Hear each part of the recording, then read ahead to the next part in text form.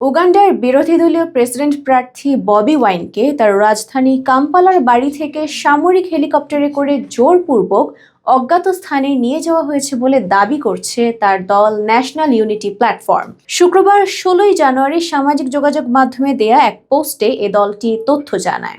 এর একদিন আগে দেশটিতে থমথমে পরিবেশে জাতীয় নির্বাচন অনুষ্ঠিত হয়। তবে ওয়াইনকে তুলে নেওয়ার বিষয়ে উগান্ডা সরকারের পক্ষ থেকে তাৎক্ষণিক কোনো মন্তব্য পাওয়া যায়নি।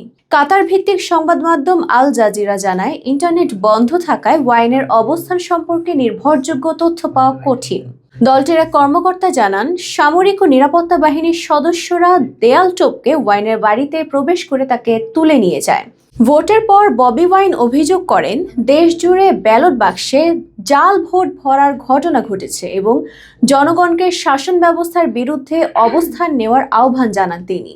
জাতিসংঘ নির্বাচনী প্রচারণা চলাকালে ব্যাপক দমনপীড়ন ও ভয়ভীতি প্রদর্শনের অভিযোগ তুলেছে। নির্বাচন কমিশনের তথ্য মতে প্রায় ৮১% ভোট গণনা শেষে দীর্ঘদিনের প্রেসিডেন্ট ইয়াওয়েরি মুসেভেনি পেয়েছেন ৭৩.৭% ভোট, আর ববি ওয়াইনের প্রাপ্ত ভোট ২২.৭%।